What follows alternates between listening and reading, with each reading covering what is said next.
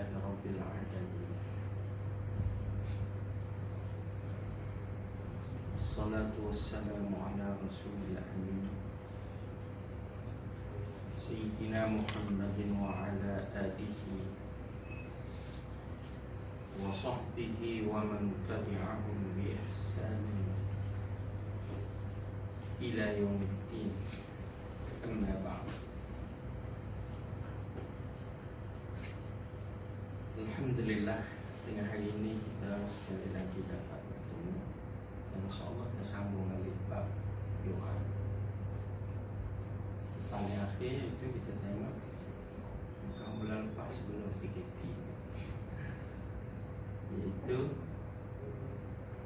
doa Nabi Musa dan doa Nabi Zakaria. Baik, hari ini sengaja kita tengok doa Allah Subhanahu Wa Taala sebut di dalam Al-Quran Karim, seperti dinyatakan dalam surah An-Naml. Allah berkata pada kita, Amman, Allah sebut dengan satu bentuk soalan. Yang Allah tanya siapa yang memustajabkan doa orang-orang yang tersepit ketika dalam suasana ia tersepit. Allah kata, siapakah yang mengangkat atau menjawab doa mereka itu idza da'a, tak kala orang yang tersepit itu berdoa. Dan siapa yang mencabut perkara-perkara yang menyusahkan, yang menimpa dia. Itu kita jumpa dalam surah An-Naml pada ayat ke-62. Jadi tengah hari ini mari kita tengok surah Yunus.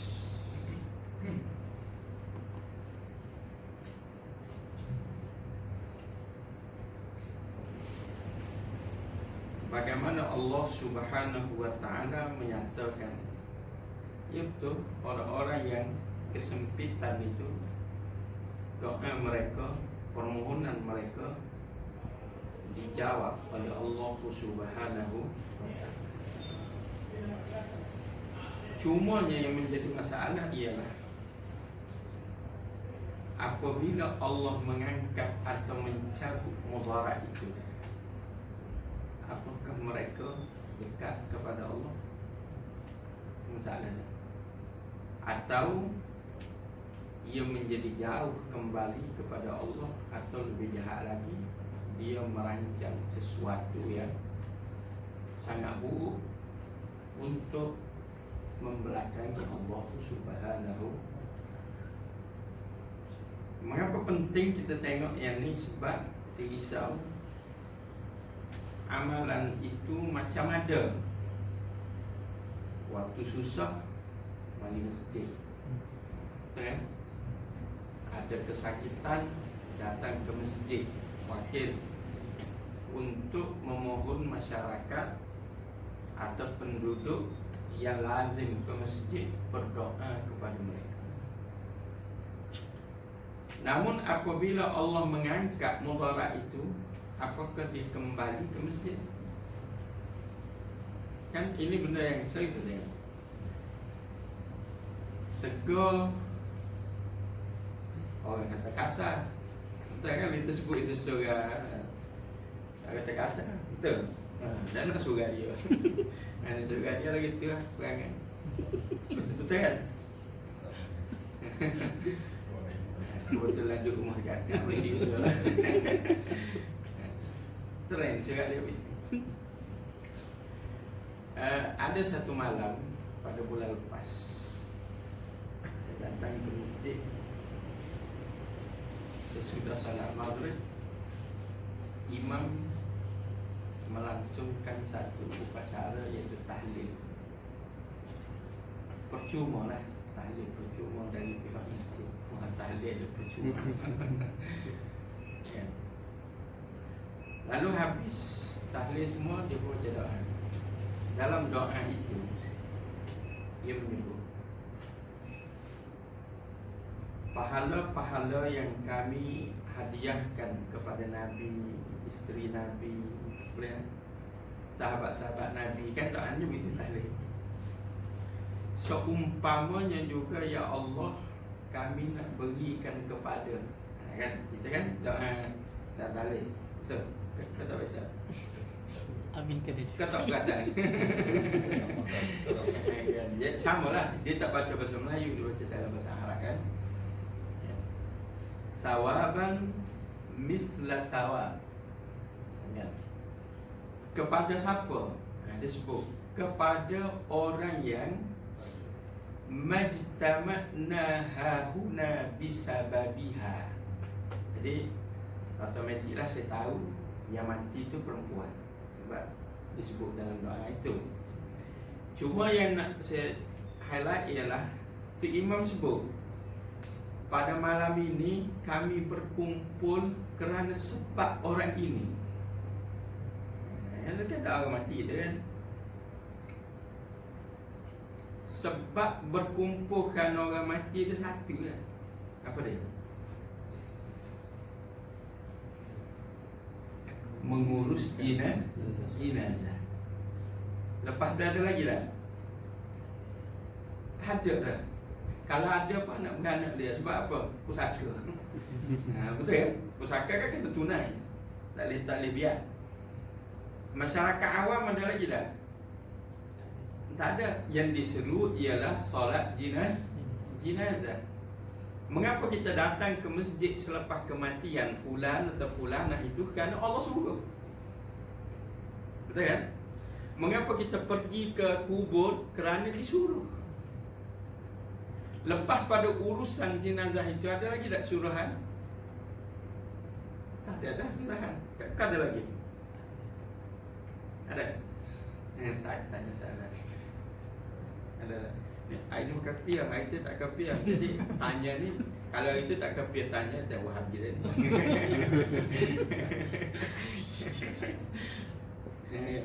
Kalau kita belajar betul-betul, jauhkan diri kita daripada bala ni, kita nak faham. Ada lagi tak Allah suruh? Allah ada suruh dicabut rupuk atas kubur? Tak ada. Suruh jiru air tiap-tiap pagi Jumaat? Tak ada. Pergi pasal Nesan selepas bulan dengan tulis nama, si alamat lagi. Ada COD lagi kan? Dengan mak ada di batu nisan tu ada alamat. Ada alamat. Macam mana? Alamat. Rupanya betul ada COD. Apa dia? Faham tak? Kalau kita sebut gini, memang kata macam mempersendal, betul tak? Tapi imam telah berkata, ya Allah, malam ini kami berkumpul kerana dia. Sedangkan hak ramai-ramai mari tu nak mari semayang, betul kan? Yang dah mati, dah berlalu. Janji untuk mereka telah selesai. Termasuk janji keampunan dosa disebabkan solat jenazah. Kita akan jumpa hadis-hadis yang sahih. Nabi kata menurut Aisyah, kalau ada 100 orang solat jenazah tu, Allah ampun semua dosa si mati. Allah. Tak percaya lagi.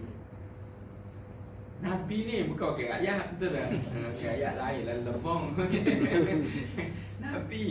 Nabi rakyat, kalau ada 100 orang berdoa dalam solat tu, Allah ampun semua dosa. Dalam hadis lain, Ibnu Abbas kata Nabi sebut, kalau ada 40 orang yang soleh, hak ni berat sikit syarat dia, yang tidak menyekutukan Allah dengan segala sesuatu pun, Allah ampun dosa si mati. 40 jumlah tu masih ada, betul tak? Jadi tradisi kan kalau dah mati orang cari 40 orang, betul kan? Tapi tak kira siapa lah, hak gudagan dalam poket pun ada. Betul tak? Kita tak cara tu. Betul kan? Tapi 40 ada tak? Ada. Dalam hadis yang lebih ringan yang sahih, kalau didirikan solat itu menjadi 3 saf. Nabi sebut dalam hadis ayyakunu salasata sufufin. Jadi 3 saf.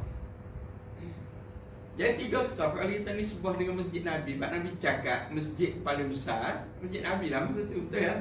Besar ke kecil masjid Nabi masa Nabi? Kecil je. 3 saf. Pak kalau kena masjid wilayah 3 saf. Hari Jumaat pula 3 saf cukup dah. Hari Jumaat ni contoh boleh faham 100 orang cukup dah. Dah kalah dalam ramai-ramai tu tak ada 40 orang pula hak soleh, betul kan? Nabi kata Allah ampun semua dosa dia. Yang ni dosa yang berkait dengan Allah Ta'ala, yang ni hak masa hidup buat kesalahan maksiat tu Allah ampun. Tinggal lagi hak dia ada urusan dengan orang, hak tu ditangguhkan. Boleh faham? Panjanglah perbincangannya.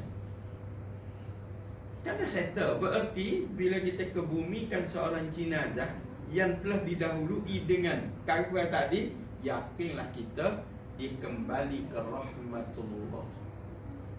Faham ya? Maka yang tinggal lagi siapa dia? Kita. Untuk apa? Buat persiapan. Apa tak tuan-tuan? Tapi ramai orang dia tak siap untuk dia sibuk nak beri hadiah kat orang mati. Ulama tanya satu soalan. Kalaulah boleh diberikan hadiah begitu, mari baca Quran, buat tahlil, kemudian hadiah untuk si mati, betul tak? Mengapa masa hidup kita tak buat? Kan lebih mudah begitu. Kawan kita tak mari seorang. Faham contoh, betul tak? Jadi lepas main Zuhur, tak tahlil sikit tu apa? Hadiah ke Cik Iman.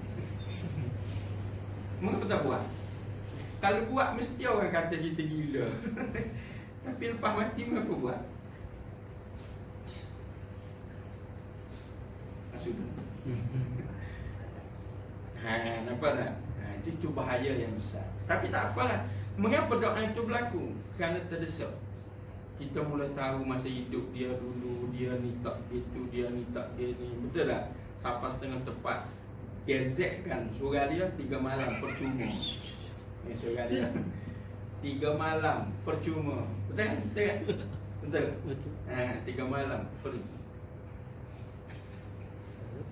Lepas tu tak ada. Dia malah free. Kalau tak buat di surat, rela orang surat pergi rumah si mati. Betul? Yang diseru dengan ya, Tok Bilal bila masuk isyak dia kata apa? Hayya 'alas salat. Rumah si mati. Warga hak duduk rumah tu lagi, mari tak bila Tok Bilal kata hayya 'alas salat, tak mari. Tiba-tiba lepas maya Isa, imam buat umuman. Dia ramai-ramai kita pergi rumah dia, adakah positif?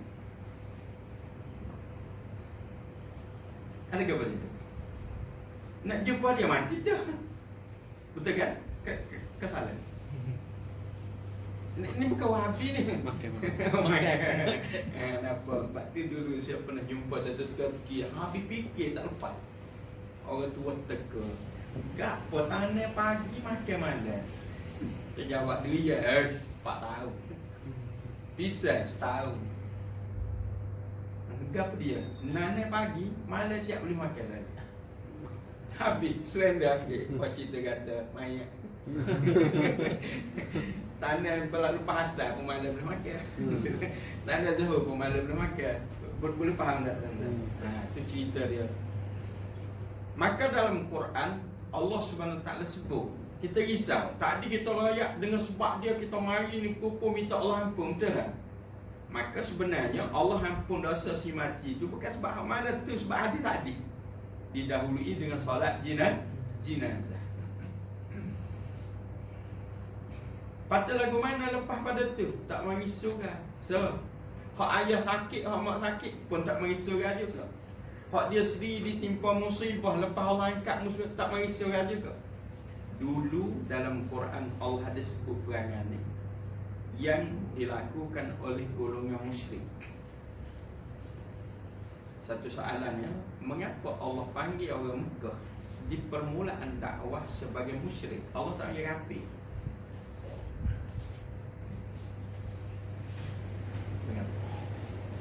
Ya, kita ni ada nama kan, dipanggil-panggil.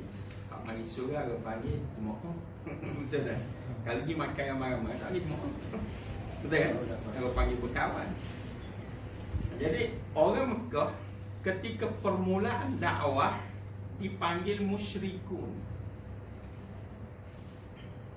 Setelah Nabi mengajak, lalu mereka menentang, Allah bertukar panggilan kafirun. Perasan? Yang ikut Nabi diberi nama baru juga. Apa dia? Mukminun. Betul. Hak ikut Nabi yang soleh dipanggil muttaqun. Lepas tu diseru tiap-tiap hari Jumaat suruh jadi golongan tu. Ya ayyuhallazina amanu ittaqullah hari Jumaat. Betul kan? Berebut sangat nak pergi ni saya isi borang ni, betul kan? Nak jadi hak tu kan. Tiba-tiba sampai sejik berebut dah habis time sampai senyap. Ada je. Dengan maaf tu, itu fenomena yang berlaku. Habis keluar kisah rokok je pula. Habis jeng, betul tak? Dengan maaf. Dia dah jadi beriman dah, mukmin dah, tapi tak setaat pula. Maka Allah panggil nama lain bagi dia, apa dia? Fasiqun. Kasayan, ni semua ada dalam Quran. Semua ada dalam Quran. Nama-nama tu sangat penting. Jadi salah satu nama yang ada dalam Quran ialah sekelompok manusia di peringkat permulaan Islam disampaikan oleh Nabi. Mereka yang disampaikan itu dipanggil dengan musyrikun. Mengapa? Sebab mereka itu sebenarnya mengetahui Tuhan yang sebenar ialah Allah. Dan mereka masih di atas saki-baki kesan-kesan ajaran yang benar, iaitu ajaran yang ditinggalkan oleh Nabi Ibrahim AS. Sebab tu bila tanya siapa waktu hujan, kan semua ada ayat dalam Quran. Orang Mekah bila Allah kata ke Nabi, buat ni tak sedengarmu Muhammad. Tapi kalau mu tanya siapa waktu hujan, siapa jawab doa, siapa bantu masa susah, siapa buat langit, siapa buat bumi, la yakulunna Allah. Mereka akan sebut kalimah tu dengan betul, Allah. Tapi bila nak minta sesuatu, la ta. Boleh faham? Sebab tu dipanggil musyrik. Apa maksud? Menyekutu. Kita pun import bahasa ni kan, syarikat. Ada kat bahasa Arab tu. Kalau kita pergi dengan Arab, syarikat memang ditulis dengan syarikat. Asy-syarikatu. Maksud apa? Perkongsian. Kita ambil bahasa Melayu kita ni diimport daripada bahasa Arab. Kekal. Ni pula extension ni orang Arab punya mustarak. Sebab apa? Ada banyak lubang daripada satu sumber. Musyarakah, berpakat. Maka dia letak Tuhan lain bersama dengan Allah, maka dipanggil golongan ini sebagai musyrik. Maka tugas Nabi dijumpa dengan dia orang ayat mula, qul huwallahu ahad. Allah tu saja, buat dia tak si. Maka Allah pun panggil kan kafir lepas pada tu. Tu ayat contohnya ya ayyuhal kafirun. Bapa tasik. Ayat tu kan beri penegasan la a'budu ma ta'budun. Clear dah? Baik. Jadi golongan musyrik ni bila dia ditimpa musibah, dia cari siapa? Cari Allah. Nampak tak? Jadi kita nak tengok sini. Kalau golongan ni memanggil Allah, Allah jawab, lagu mana kita hak baik-baik ni nak beriman pada Allah? Kalau panggil Allah, agak-agak Allah jawab ke tak? Boleh faham tak? Allah sebut dalam Quran siapa yang menjawab doa orang-orang yang tersepit apabila mereka berdoa? Siapa golongan tersepit tu? Dalam Quran beritahu golongan musyrik, yang tak beriman dengan Allah Al-Wahidul Ahad, tetapi dia beriman dengan Allah dengan makna syirik. Yang dia sembah takkam. Faham tak? Yang sembah takkam. Yang dia berharap takkam. Tapi kalau tersepit, baru dia cari Tuhan tu. Ya ni Allah Subhanahu wa Ta'ala. Maka boleh ada tu. Seorang ibu bukan Islam, dia berdoa.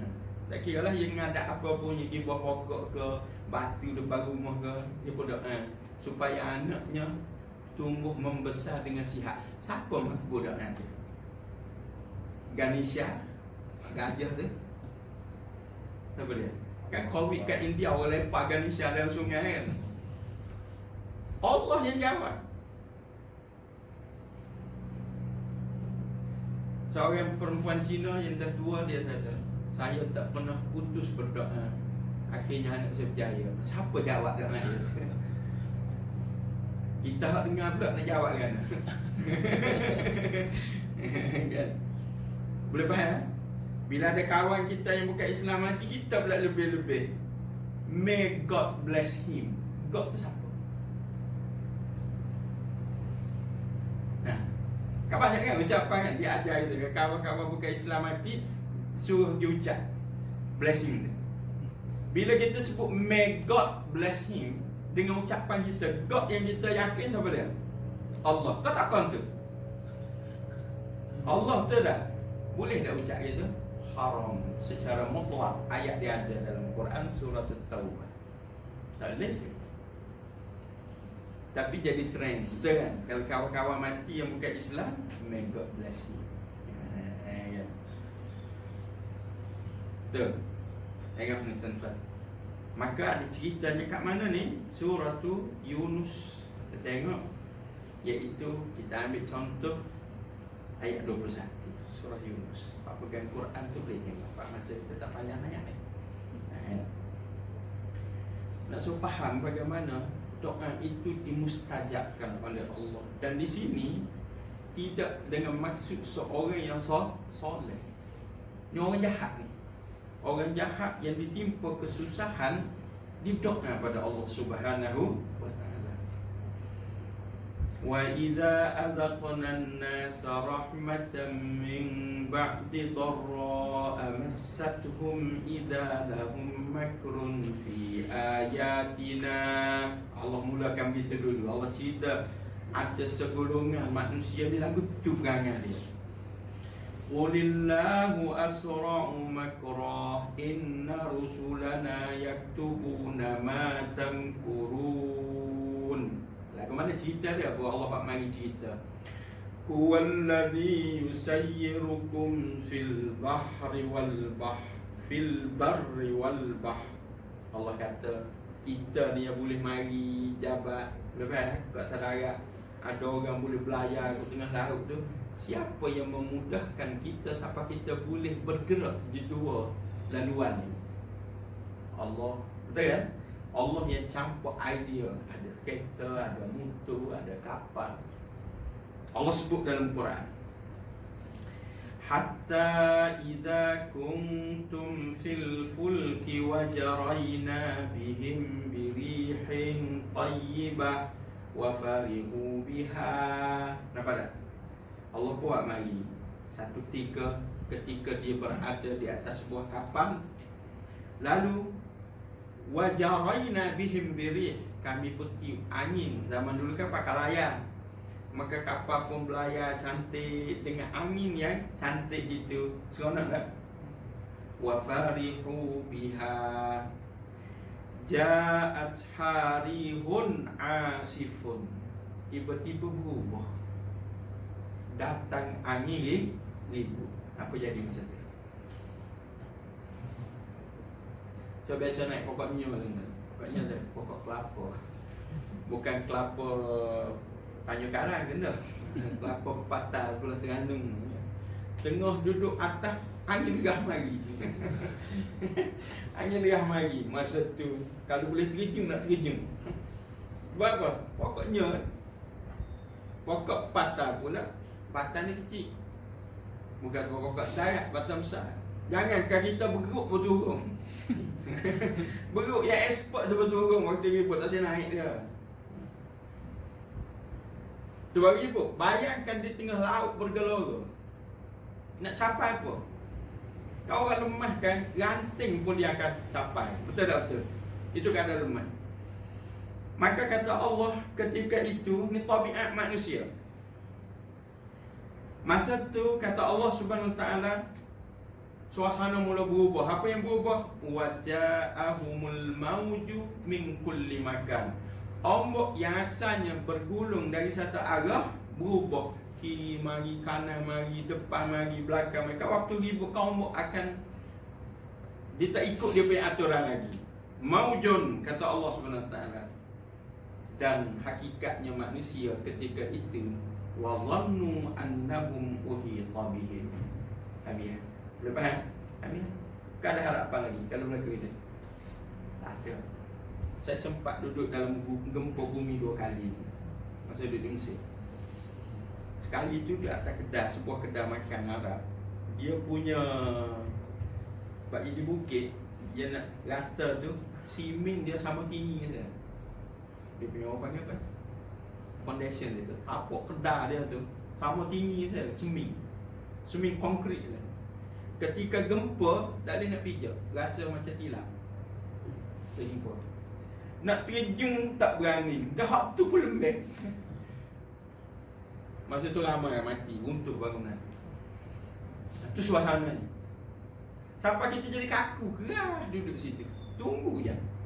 Inilah situasi orang apabila datang satu musibah yang dilakukan oleh Allah Subhanahu Wa Taala. Allah yang kepung masa tu. Kata Allah, abida masa tu apa berlaku? Da'awullaha mukhlisina lahuddin. Dia pun mula berdoa kepada Allah dengan penuh ikhlas. Yang orang mari surat kalau ayah sakit, dia doa. Dia pesan ke imam doa ke ayah dia. Tapi dia hak sujud paling lama. Tu imam beri salah, dia sujud lagi. Dia suruh imam ke dia singat doa. Faham maksud? Dia kan meminta imam, betul tak? Tapi imam dah beri salam, dia sujud lagi. Mengapa sujud tu? Doa, tapi tak bunyi. Senyap. Kesal kan?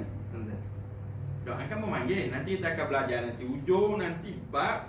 Boleh. Doa tu sebenarnya dituntut bunyi ataupun senyap. Doa. Panggil. Doa ialah memanggil di samping meminta. Faham kan?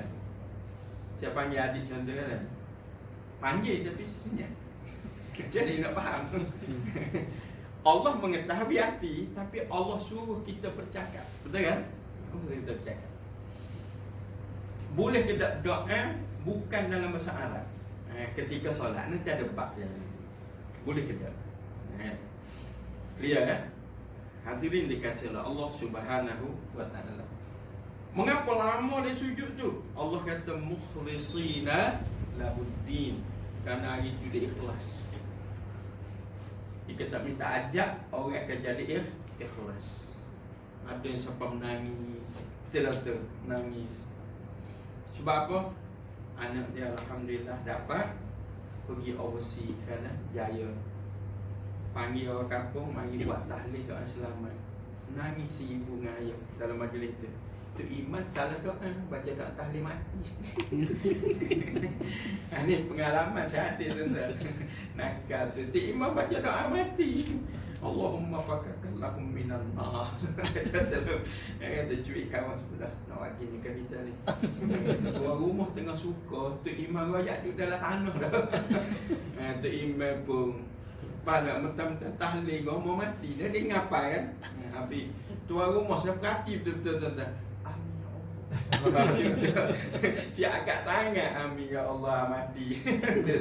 Mati. Ini masalah ni. Hak tu kami tak doa, tak erti bahasa tu iman nipu. Betul kan? Yang penting makan. Sedap. Kita makan sedap. Baik, dengan maaf tu pengalaman hadirin dikasihi Allah Subhanahu taala. Baik, kata Allah, waktu itu mereka meminta dengan penuh ikhlas. Sambil dia berkata, siap berjanji lagi, la in anjaitana min hadhihi lanakunanna minasyakirin. Jikalau engkau selamatkan kami dari musibah ini, kami akan jadi orang paling baik sekali. Syakirin, yang reti bersyukur, mana taat pada Allah SWT. Hakikatnya berjadi. Dan sambung ayat, falamma anjahum idahum yabghuna fil ardi bighairil haqq. Tapi tak kala mereka selamat, mereka terus jadi jahat, kata Allah Subhanahu wa ta'ala. Wal'iyadu billah. Jadi kita duk minta-minta ni, doa bukan main lagi, jumpa orang tu, jumpa orang ni, nak apa nak ni. Ni saya buat contoh. Ni contoh hari ya. Yang nikah dapat tahu tak ada anak, jumpa orang tu, jumpa orang ni, ustaz ada tak tip nak dapat? Kita pun jawab ada. Dapatnya jimat. Kakak ada tip lain. Ada tak tip lain? Marah dia. Marah dia. Tak ada, betul tak? Allah buat orang itu boleh hamil mesti melalui proses jimat. Kan ada lagi kata lain? Jawab ya? Ada tak kata lain? Orang tu berdoa siang malam tak jimat, boleh anak tak? Tak boleh. Tak akan boleh. Marah dia.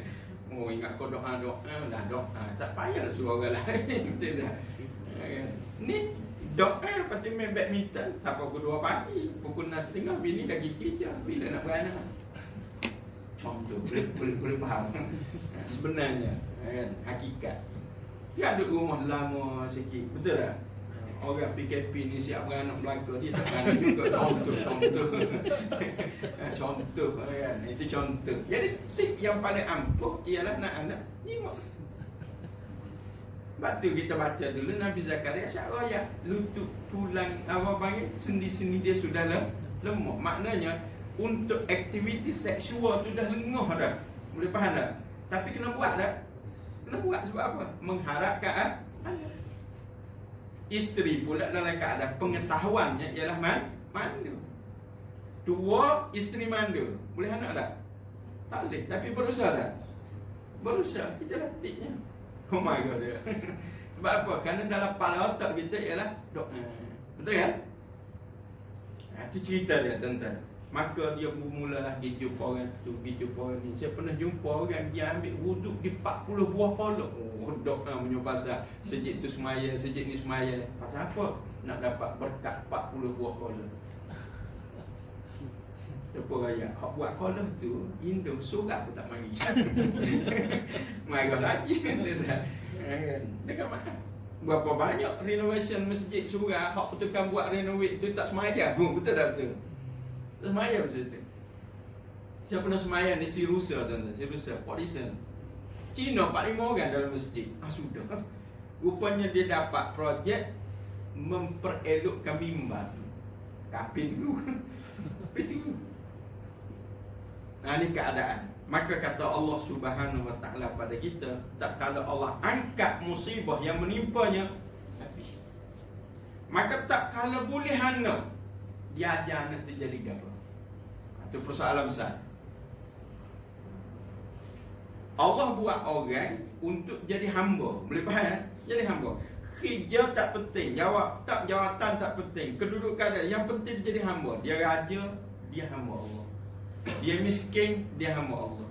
Jangan ingat orang yang dia agama saja mulia. Dah. Yang jadi mulia itu ialah yang bertakwa kepada Allah Subhanahu wa ta'ala. Tak ngaji agama kan mana mari surah waktu kuliah je. Kalau tak ada jemputan kuliah, tak ada surah. Mana bukti? Guru asyik ada gambar. Maka siakat waktu Malaysia. Faham? Tengok tuan-tuan, hadirin dikasihi Allah Subhanahu wa ta'ala. Dengar maaflah, bunyi supaya jahatlah ucapan tu, betul tak? Sebab Allah sebut inna akramakum indallahi atqakum. Persoalannya bila dapat anak, kita didik dah untuk jadi takwa. Itu soalan yang paling besar. doa nak jadi takwa, betul kan? Rabbana hab lana min azwajina wa dzurriyyatina qurrata a'yun. Jangan masyarakat kita khitan kat mana khitan? Kat masjid sebab potongan 50%. Mengapa khitan orang lelaki? Bersuci. Untuk apa bersuci? Kita belajar fiqh. Untuk menjadikan solat kita sah, betul? Umrah kita sah, haji kita sah. Yang itu kan ibadat yang memerlukan pada taharah, betul tak betul? Bila sembuh khitan dia, cabut klaim, cabut jahit, mari tak sujud? Tak mari. Sampai mati Tok Bila tak mari. Mengapa tu? Ini cerita dia. Tak kala Allah angkat musibah, dia pun mula jadi melampau. Satu ayat. Selagi dan saya tutup sini supaya kita nampak tuan. Jangan jadi lagi surah yang sama Allah Ta'ala sebut kepada kita, kan? Sebelum ayat kita baca saat ni, saya nak baca ni, kita berhenti, kan? Makna tu balik tengoklah panjang lebarnya di rumah. Kata Allah Subhanahu Wa Ta'ala kepada kita pada ayat yang ke-12, wa idza massal insana ad-durru da'ana li janbihi aw qa'idan aw qa'iman falamma kashafna 'anhu durrahu marra ka'an lam yad'una ila durrin massa kadzalika zuyyina lil musrifina ma kanu ya'malun. Apabila kata Allah Subhanahu Wa Ta'ala seorang insan manusia itu disentuh, Allah yang buat, Allah timpakan padanya suatu kemudaratan. Lagu mana dia kata menggelupur. Da'ana, dia mula berdoa pada kami. Li jambi,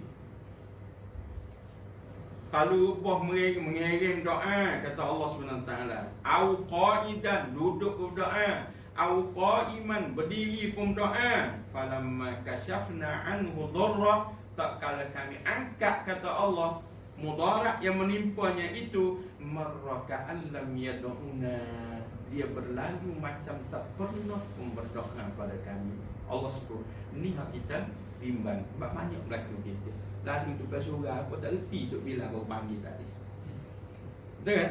Dulu masa dia mari nak doa, tengok impak negatif, dia masuk surga, kemudian dia pergi kat tabung masjid, atas surga, dia masukkan sesuatu. Lepas tu dia duduk dah, dia mula meminta, dia cari pengerusi. Dia pergi duduk sebelah pengerusi. Tak dan 2 minit dia duduk ngongeng-ngongeng pengerusi, handset kita berbunyi. Mana apa? Dapat satu mesej. Apa dia? Dapat, tolong berhentikan kuliah lebih awal. Power tu. Dia tak ada mari surga, dia mari-mari, dia halang habis orang nak belajar. Tak impak buruk tuan. Pengerusi ikut dia. Sepatutnya pengurusi rakyat dia habis kuliah baru boleh buat urusan ni. Dah pengurusi warning pula penceramah, tolong berhenti lebih awal. Itu hakikat impak buruk. Tak kala sembuh makbul doa, ada tak dia Malaysia? Tak ada. Lalu depan surau, gum. Boleh faham? Ngerokok berasa. Itu ayat benar-benar. Hadirin dikasihi Allah.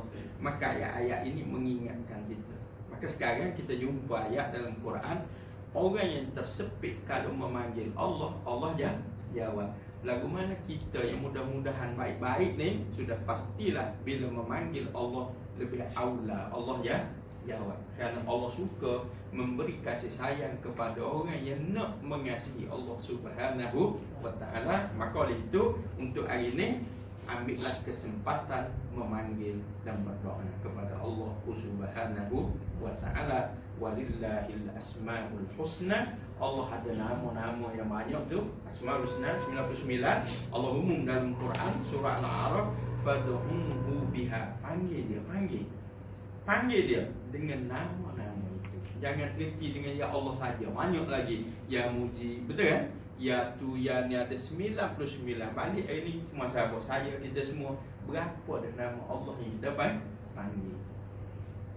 Faham? Berapa dah nama Allah yang kita panggil? Kalau kita masih belum memanggil lebih daripada 10, berarti kita tak berapa nak kenal Allah Subhanahu Wa Ta'ala. Cukup setakat ni dulu. Aqulu qawli hadza wa astaghfirullah li wa lakum. Assalamualaikum warahmatullahi wabarakatuh.